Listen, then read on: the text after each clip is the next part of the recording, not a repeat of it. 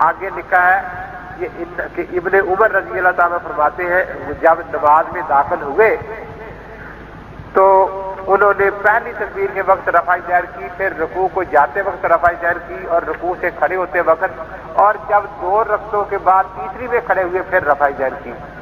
آگے لکھا ہے بخاری صفحہ باقاعدہ 102 دیا ہے، آپ بخاری شریف اٹھا کر دیکھیں، اس سے آگے اسی بخاری میں پوری 1.5 سطر اور موجود ہے جو اشتہار والے نے نقل نہیں کی، کیونکہ یہ دراصل اللہ کے نبی پاک کی حدیث ہے ہی نہیں۔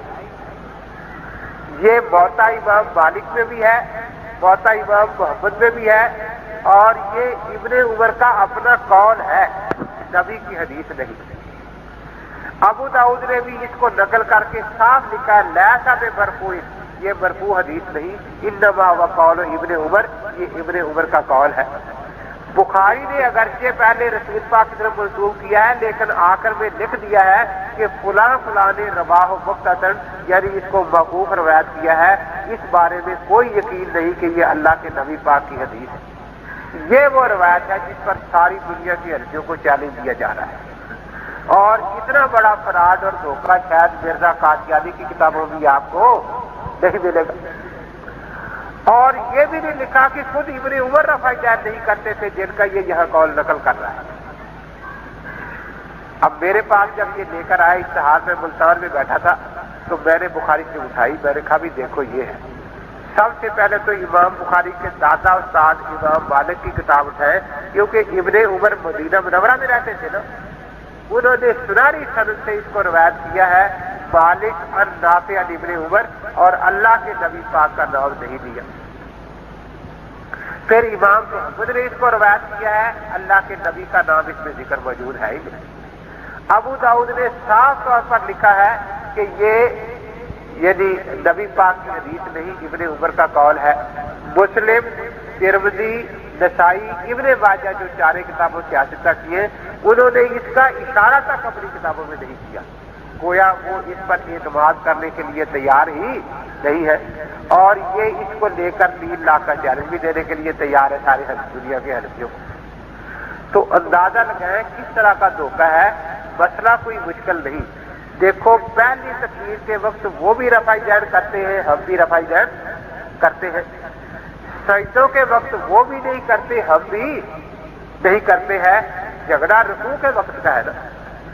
اب ہم کہتے ہیں کہ اگر رکوع کا ثبوت پہلی تکبیر کی طرح مل جائے تو ہمیں ضد نہیں کرنی چاہیے، اور اگر رکوع کی رفع دین کا ثبوت سجدوں کی طرح ملے تو پھر ان کو ضد نہیں کرنی چاہیے۔ ہم نے دیکھا کہ رکوع کی رفع دین کا ثبوت سجدے کی رفع دین پہلی تکبیر کی رفع دین کی طرح نہیں ہے، کیونکہ پہلی تکبیر کے وقت رفع دین کرنے کی حدیثیں تو ہے، لیکن نہ کرنے کی ایک ضعیف حدیث بھی دنیا میں موجود نہیں ہے، ایک ضعیف حدیث ہے۔ تو اس کا مطلب کہ حضرت نے شروع کی اور کبھی چھوڑی نہیں، اس لیے ہم نے بھی نہیں چھوڑی۔ اور سجدے کی رفع دین کے بارے میں 10 حدیثیں ہیں کہ اللہ کے نبی پاک سجدے کے وقت رفع دین کرتے تھے، کتنی ہیں؟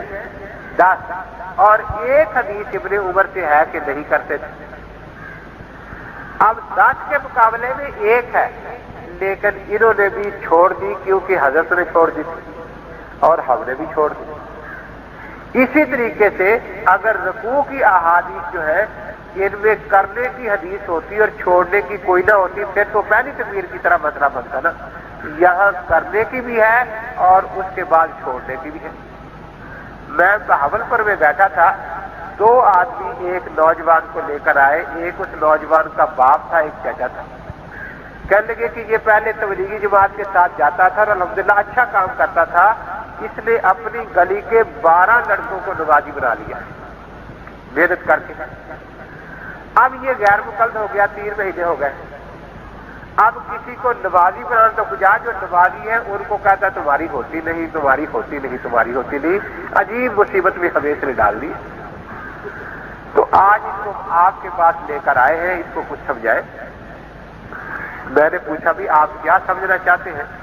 اب دیکھو ان کو بات کا طریقہ کیسا سمجھایا جاتا ہے۔ وہ راجہ افتخار کی بات بھی آپ کو سنے، کبھی اس کی سنے؟ کہتا ہے جی آپ مجھے یہ ثابت کر دیں ایک حدیث، صرف ایک اور صرف ایک، 3 مرتبہ پورے زور سے کہا کہ اللہ کے نبی نے ایک نماز کی زندگی میں بغیر رفع جہر کے پڑھی اور رکوع کے رفع جہر کی، ایک حدیث، ایک، صرف 3 دفعہ کہا ایک حدیث، ایک حدیث، ایک حدیث۔ میں نے کہا بھی میں تو شاید آپ کو 20 حدیثیں سنا دوں گا، لیکن ایک جھگڑا پڑ جائے گا، آپ سب کو ضعیف ضعیف کہیں گے، تو یہ فیصلہ کیسے ہوگا؟ کیا اللہ کے آپ تو 2 دلے مانتے کہتے اللہ اور رسول کے سوا کسی کی بات حجت نہیں، تو اس کو ضعیف اللہ اور اللہ کے نبی سے ثابت کریں گے یا کسی امتی سے آپ اس کو ضعیف ہونا ثابت کریں گے؟ یہ جھگڑا کیسے ملے گا؟ میں جتنی پڑھوں گا آپ کہتے ہیں ضعیف ہے۔ کہنے لگا جی آپ جانچ چھڑانا چاہتے ہیں؟ میں نے کہا جانچ چھڑانا چاہتا، میں کہتا ہوں کہ بات سمجھ میں آ جائے۔ کہنے لگے پھر کیسے سمجھ میں آئے گی؟ میں نے کہا میرا خیال یہ ہے کہ پہلے آپ ایک حدیث رفع جہر کی مجھے سنائے جو بالکل صحیح ہو، اور ایک خیال ساتھ رکھے کہ وہ آخری زمانے کی ہو تاکہ اس میں منسوخ وغیرہ ہونے کا جھگڑا اور وسوسہ دل میں نہ آئے۔ کہہ گیا سنو جی، حضرت وائل بن حجر رضی اللہ تعالیٰ حضور پاک کے صحابی ہیں، وہ 9 ہجری میں اسلام لائے۔ میں نے کہا حدیث میں ہے؟ جی ہاں حدیث میں ہے۔ ٹھیک ہے، 9 ہجری میں آپ نے دیکھا کہ اللہ کے نبی پاک رفع جہر سے نماز پڑھتے تھے۔ میں نے کہا کہاں کہاں رفع جہر کرتے تھے؟ پہلے پہلی تکبیر کے وقت بھی، رکوع جاتے، رکوع سے سر اٹھاتے وقت بھی۔ میں کہ سجدے کے وقت کیا دیکھا کہ سجدے کے وقت رفع جہر نہیں کرتے تھے۔ میں نے کہا ٹھیک ہے۔ پھر آپ اگلے سال تشریف لائے 10 ہجری میں، اور پھر دیکھا کہ اللہ کے نبی پاک رفع جہر کرتے تھے۔ میں نے کہا کس کس جگہ؟ میں پہلی تکبیر کے وقت، رکوع جاتے، رکوع سے سر اٹھاتے وقت۔ میں نے کہا سجدے میں؟ کہتے سجدے میں نہیں کرتے تھے۔ کہتا ہے 10 ہجری تک میں نے رفع جہر ثابت کر دی۔ 11 ہجری میں حضرت صرف 2 ماہ 10 دن حیات رہے ہیں، اب ان 2 ماہ اور 10 دنوں میں آپ اس کا منسوخ ہونا ثابت کرتے ہیں۔ دیکھو بات کس طرح سکھائی ہوئی ہے اور کیسے طریقے سے اس نے بات کی، اور ایک حدیث صرف دکھا دے۔ اب میں سمجھ گیا کہ اس نے یہ ابو داؤد شریف سے حدیث سنائی ہے، میں نے بھی ابو داؤد شریف ہی اٹھا لی، اور میں نے یہ کہا کہ حضرت عبداللہ بن مسعود رضی اللہ تعالیٰ عنہ حضور پاک کے اور جلیل قدر صحابہ میں سے ہیں جنہیں اللہ کے نبی نے 4 سدے خود دی تھی۔ بخاری میں حدیث ہے، اللہ کے نبی نے فرمایا کہ قرآن سیکھنا ہو تو پہلے نمبر پر عبداللہ بن مسعود سے سیکھنا، قرآن کے مفسر تھے۔ فرمایا ترمذی میں حدیث ہے کہ جو حدیث عبداللہ بن مسعود تمہیں سنائے اس کو مضبوطی سے تھام لینا اور مضبوطی سے پکڑ لینا۔ پھر فرمایا کہ اگر میں بغیر کسی کے مشورے کے کسی کو خلیفہ اور امیر مقرر کرنا چاہوں تو عبداللہ بن مسعود میں پوری اہلیت موجود ہے۔ پھر فرمایا کہ یہ میری امت کے فقیہ ہے، 4 سدے اللہ کے نبی سے۔ انہوں نے کوفہ میں جب پہنچے تو وہاں نماز دکھائی۔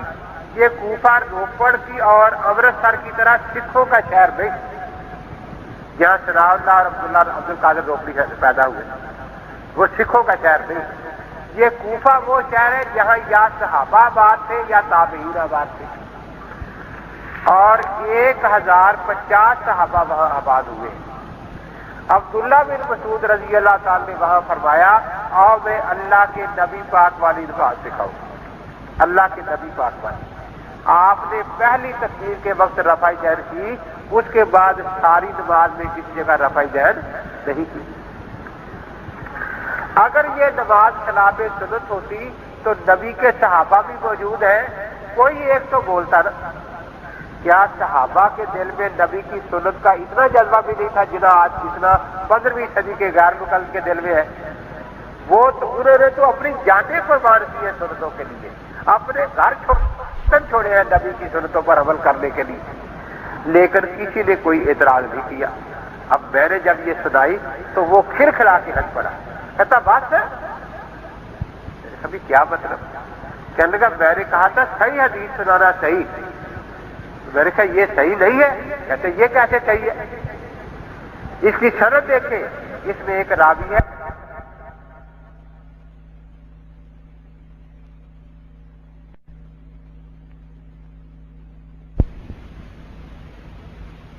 عاصم بن کلیب، اور وہ جھوٹا ہے۔ اب پتہ تو مجھے بھی تھا، لیکن میں نے حیران ہو کے پوچھا کہ اس کی سند بھی عاصم بن کلیب ہے؟ کہنے لگے جی ہاں۔ میں نے کہا دیکھ لیتے ہیں۔ میں نے دیکھا، میں نے کہا بھی عاصم بن کلیب تو ہے، یہ ہے جھوٹا؟ یہ بالکل جھوٹا۔ اور بڑا ہنسا کہ یہی تو حنفیوں کو مصیبت ہے، ان کو اسماء الرجال آتا ہی نہیں، نہ پتا کہ راوی جھوٹا ہے یا سچا، کوئی تحقیق تو کرتے نہیں ہے۔ بات تو ٹھیک ہے، یہ ہے واقعی جھوٹا عاصم بن کلیب کے لیے بالکل جھوٹا۔ میں نے کہا جو حدیث آپ نے سنائی تھی حضرت وائل بن حجر رضی اللہ تعالیٰ والی، وہ صحیح تھی؟ جی بالکل صحیح تھی۔ میں نے کہا دیکھیں کہیں اس کی سند میں بھی یہی عاصم بن کلیب نہ ہو، نہیں ہو سکتا ہے۔ میں نے کہا دیکھنے میں کیا حرج ہے؟ اب میں نے 2 برس کی، نہیں ہو سکتا ہے۔ میں نے کہا دیکھنے میں کیا حرج ہے؟ اب میں نے 2 برس پیچھے اٹھے، میں نے کہا دیکھو اس کی سند میں بھی عاصم بن کلیب ہے۔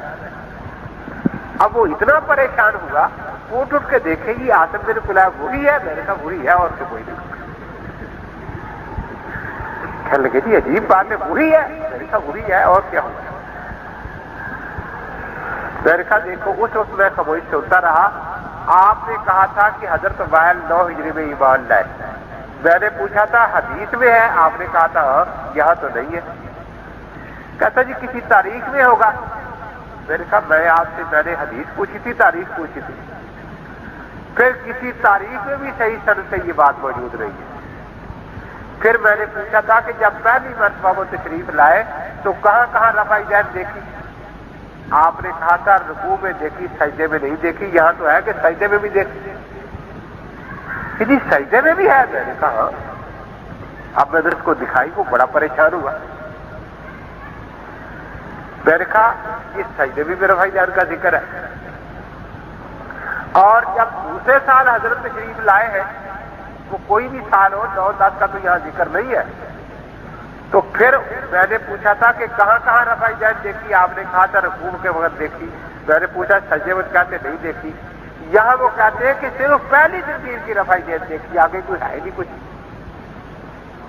تو مجھے آپ کہہ رہے تھے کہ منسوخ ہونا ثابت کرو، تو یہی منسوخ کسی سمے پر موجود ہے کہ جب وہ دوبارہ تشریف لائے ہیں تو سارے صحابہ پہلی تکبیر کے وقت رفع یدین کر رہے تھے۔ ہے جی یہ ہے یہاں؟ ہاں یہی ہے۔ اب وہ بڑا پریشان، اب کیا بنے گا؟ میرے ساتھ کیا بننا کیا ہے؟ حنفی مسلک تو اتنا مضبوط ہے الحمدللہ کہ یہ عاصم بن کلیب سچا ہو پھر بھی مذہبی حنفی ثابت ہے۔ میں نے کہا اگر یہ جھوٹا ہے تو وہ حدیث بھی جھوٹی ہوگی رفع یدین کرنے والی، اور یہ نہ کرنے والی بھی جھوٹی ہو گئی، تو دونوں جھوٹی ہو گئی نا۔ اور جب کچھ بھی نہ رہا تو اصل تو نہ کرنا ہی ہوتا ہے نا۔ جب کسی چیز کا ثبوت نہ ہو تو اصل تو نہ کرنا ہی ہوتا ہے نا۔ تو میں نے کہا ہمارا مذہب ثابت ہو گیا۔ اور اگر یہ سچا ہے تو اس نے یہ بتایا کہ حضرت نے رفع یدین کی تھی، پھر یہ بتایا کہ چھوڑ دی، تو دونوں باتیں سچی ہوئی نا، کرنے کی بھی اور چھوڑنے کی بھی۔ تو جب حضرت نے چھوڑ دی، ہم نے بھی چھوڑ دی، تم کیوں نہیں چھوڑتے بھائی؟